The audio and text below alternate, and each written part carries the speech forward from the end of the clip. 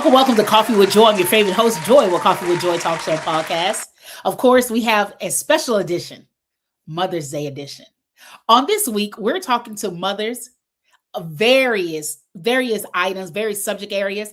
The joy of being a mother. We know being a mother is not an easy, but it's a loving job.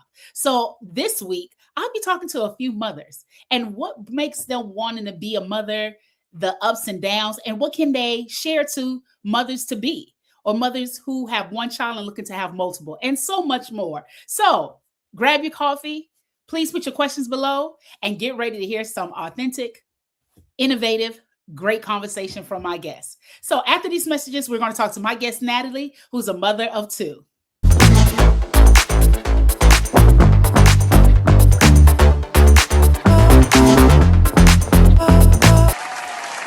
Welcome back to Coffee with Joy. So I'm bringing my guest, Natalie, on. Woo, Natalie's in the house. Hey, Nat, how are you? I'm great. How are you this morning? Good. So before we get started, can you tell people a little bit about yourself? And we're going to jump right into our Mother's Edition. So, I am a mother of two. I'm a single mother.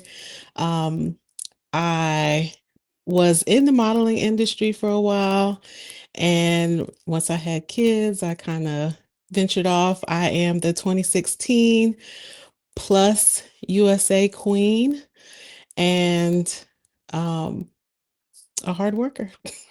Yeah. So how old are your kids, if you don't mind us sharing that detail?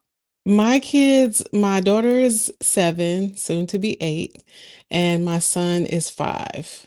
So what is the joy of being motherhood? What is like probably one or two things that you enjoy about being a mother? I would say that some of the things that I enjoy is that I get to kind of heal my inner child doing things with them, taking them to like the slime museum and doing fun stuff that I didn't get to do growing up. Mm. Now, being a mother, now, do you feel as though sometimes it's somewhat segue into that answer where, like some parents they're so hard and bent over making sure their child do like 100 things because they were unable, or due to life circumstances they were unable to do it. Do you find yourself pushing your children into those different various areas of trying to make sure they become a track star or a cheerleader, or you're going to run for SGA, or you're going to become that class president? Do you find yourself being that pushover mom? I would say I give them choices. At the same time, I push them because they don't know their own potential. They don't know how the things they do now is going to affect them later in life, and how it can be, something good for them to do. Right now, my kids are in track. Mhm. So, at first it was a fun thing. Oh, I want to go to track. They like running, they like competition, they like racing. But as the practices go on and the coach is pushing them, it becomes, oh, I want to go home. Are we done yet? And it's like, no, this is where I step in and I push them to say, no, you're going to continue.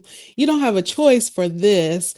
But, as things come in, different ideas of, after school activities or different sports to do, I encourage them to do them. Mhm. And then based on, how my schedule goes, we'll do those things as needed. And how do you keep your kids active? Because I know being a single mom is not an easy task because of the scheduling, making sure they go to work and picking up. So how do you build that community for your kids, and how do you allow your kids to enjoy life? So I'm a traveler. So I have recently taken them on trips with me. I have friends that travel. They take their kids on trips too. So we get together. We have kid trips. Um, Most recently, we went to Chicago, but also just setting aside time like weekends for them to go out. Yesterday, we went to the beach, Mhm. and that was something they enjoyed and had fun doing. We might take a trip to Chuck E. Cheese. I try to do something at least once a month with Okay. them. Now, do you find yourself to be a planner or you just a get up and go parent? Both. Both, because sometimes you need to plan the activities, but then also sometimes it's one of those, okay, let's go. We're going to the beach. Yeah. Let's get out of this house. I'm really big on not letting the kids be glued to a device. Mm, So our most recent project is, this is a plan thing. We plan to garden. So every day at a certain time, we go outside and tend to the garden. But then there's times where it's like, all right, let's go. Let's get out of the house. No tablets, no TV. yeah. Now, do you find a problem with the technology? Because I know as I go to the mall or, at the doctor's office, the first thing the parents are saying, here you go, take this, take this. And it's like, It's goodness. Like, what are your take on that? I don't like it at all. It's because there's a lot of stuff that's pushed. There's like an agenda to push kids to be a certain way, but then I think kids don't understand that a lot of this stuff is fake Mm, and it's made up or they're acting. And so you have like my kids, when they record themselves now, everything is, hey guys, because they're automatically influencers based on what they see on YouTube. And they're not on social media, but if they do get the tablet, I try to monitor. It's hard to monitor everything yeah. that they look at, because some of the videos get through the filters and things, but it's definitely hard to manage. It's easy to just give the child the phone, the Yeah. tablet, the game, but it's you have to be intentional about their time and how you're going to occupy them. I'm not against it, but I'm not for it either, right? And I guess what you just said, really, you really have to really strongly manage it because even, being a school teacher, kids are coming and asking questions. And of course, as a teacher, I don't feel I'm at liberty to answer that question, certain questions. And Hmm. granted, is it doesn't come fluently. Let me say that. It may come, or you can hear the discussion, when kids are talking, and it's like, your mom let you use. And of course, I don't intervene. I listen only because one, I need to hear the conversation out, right? But if it's something strongly striking, yes, I will let the parents know, but I haven't letting the parents know. So let me elaborate for some people out there who's thinking, like, you may hear kids singing a song from TikTok. And I'm like, you listen to TikTok? Like, I shouldn't be oblivious to it, right? But I Hmm. should, because I'm like, you're in aftercare. And so you have enough time to listen to TikTok. Like, you know this better than I do. And I got my own phone. And you don't have a phone, according, so all this stuff is going through my head as I'm listening to the children are discussing, and I know it's very hard for parents to really manage because it's a world wide web. Nothing is secretive once you say, hey, let me mark off from here. So do you find yourself trying to diffuse certain things when you hear your kids bring home things, or that hasn't happened to you yet? No, I have to filter, because where they think that it's funny or Mhm. it's cute or other kids are doing it, because there's kids on YouTube dancing to songs that are very adult like songs, or there's a song now called Riley, and in the middle of the song they say "Fuh," which we know is like the start of a cuss word, Yeah. but my kids think that it's funny. So we have to definitely, or well, and my mother, we Mhm. definitely have to like stop them in their tracks and explain to them, this is inappropriate. And, things like that. Like those songs are attached to kid videos. Yes. So how do you manage that? There's kids dancing. I mean, it seems innocent, but then they're not even paying attention to the kids dancing. They're listening to the words. They think it's funny, you Yeah. know. and it become repetitive. And like you said, they saying things and not saying anything. Well, thank God for parents like you who really stop the kids in their track to really explain, because some parents will just go on. And sad to say, we do have some parents that go along with it. They will start singing and dancing, don't know that words have power. And you're escalating certain words into your child's life will really change or really can manipulate a child's future. Because Right. again, if that's not you, then stop it right then and there so the child can be learn to have discernment and learn to be cognizant of, like, you know what, my mommy don't want me to listen to this, because that's the only way to put in place. Now, as a behavior, as you're at home and you have your kids under control, do you find like any issues? Because again, your kids are dealing with society, right? They're in school, and they bring home certain things. Do you find yourself have to like change any behavior from your child, from Oh, what you do at home to versus at school, and you're saying that's not what we do here? Do you have to find yourself doing that a lot? absolutely. My kids were, well, my son is in private school, but my daughter, she goes to public school now. She was at the private school too, but it wasn't a good fit for her.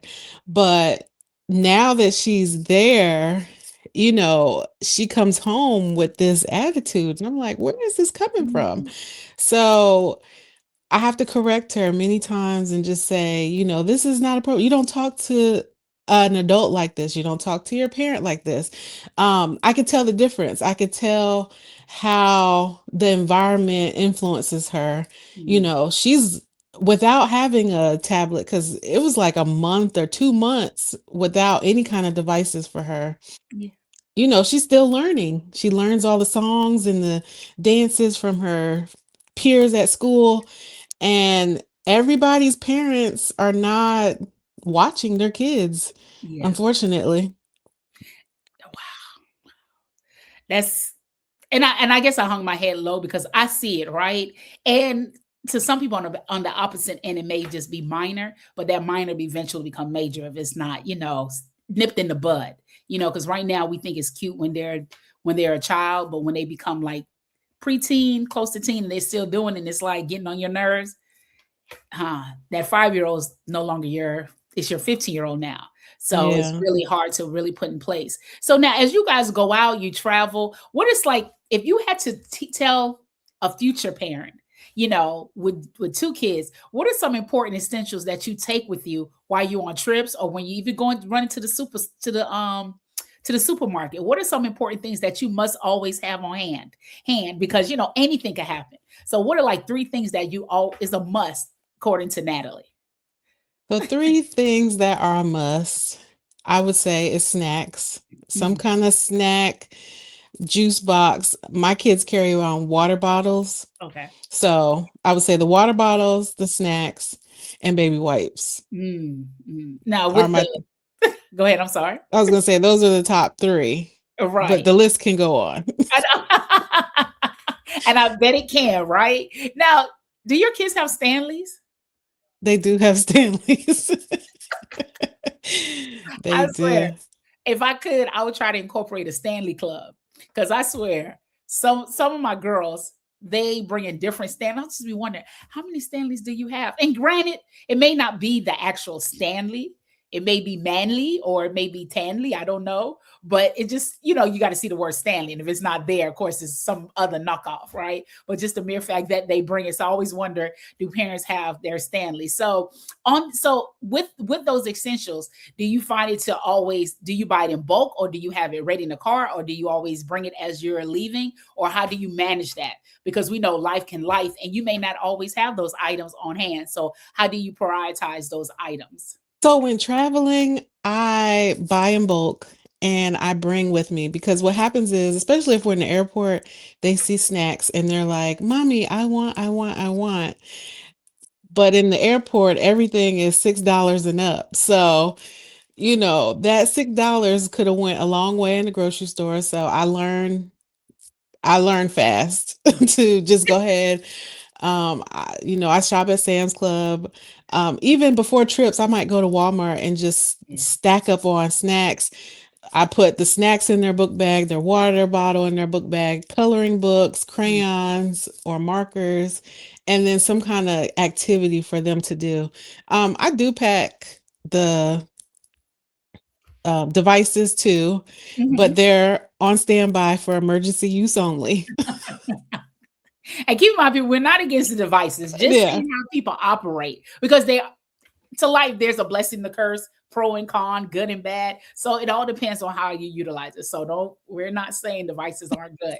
We're just saying how you're monitorizing it and what your child is watching. That's what we're talking about. So after these messages, we're going to continue to talk to my guest, Natalie, as we talk about behavior. We know that in today's society, kids are not being taught by only their parents.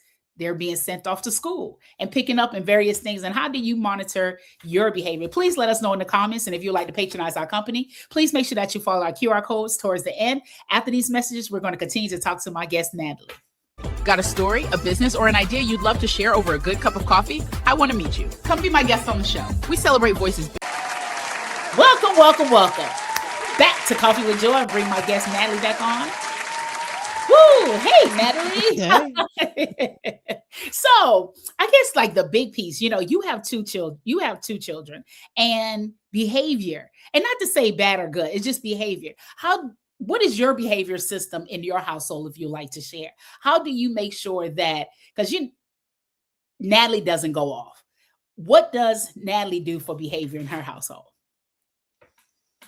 So for behavior in my household, I incorporate a little bit of old school with a little bit of new school. I think that everything does not warrant a spanking. Yeah. Um, so we try to do positive reinforcement. We do have especially for school, my kids love getting rewards. So Mhm. I have a treasure box at home where if they have a good week at school, they get something from the treasure box. But they stand in the corner if need be. That's probably going to go away soon because they're getting to that age where the corner is not really effective. I've even had to it was one week where it was like really bad. Um and we had a little boot camp Mm. where they had to do that's something I learned from my dad. He had foster kids growing up, and you can't put your hands on foster kids, so you have to come up with creative ways to discipline them. So he's military, Yeah. and so we kind of had a military boot camp in here, Mhm. and I think after that weekend, well, now I know after that weekend, things change, Yeah. but I do whatever it takes, Yeah. really, whatever works. Even though my kids only can get devices on the weekends, even just saying you're not getting that, or you're not getting a reward, it works for them. I Right. can't say it works for everybody. Correct. Um, but that's pretty much it. Correct. That's your household. Everybody run their household. There's no right or wrong way. It's just making sure that you have a productive citizen in and out of the household because again, you're not only shaping your child, the world is only because eventually they're going to go to college. They're going to become an adult and they need to remember, okay, this is what my mom did. And I totally agree. Not everything warrants a spanking. Yeah, I think we need to some traditions. I know people may say gentle parenting, and it's different thing because you may have 5 kids and different thing works for different kids. But you will have to really study and understand your kid to see what really works. So as you know, being a mom is 24 hours a day, 7 days a week. How Yeah. does Natalie take care of self-care? What do Natalie do to make sure that her bottom doesn't fall out? What does Natalie do to make sure self-care? Natalie plans trips and I go away. Yes, And true. then I also I need to do better, really. I need to do better at taking time for myself. I do have once a week where I go out, my mother will watch my kids for me. Um but getting my feet done, just taking care of things that I want for me. And sometimes that looks like buying myself something. Yeah. So, like I said, I could do better Yeah. at managing time for myself, Mm. but also making sure that my kids get to bed on time so that I have that time before bedtime to kind of debrief, scroll social media if I want to, read a book, take a bath, those kind of things.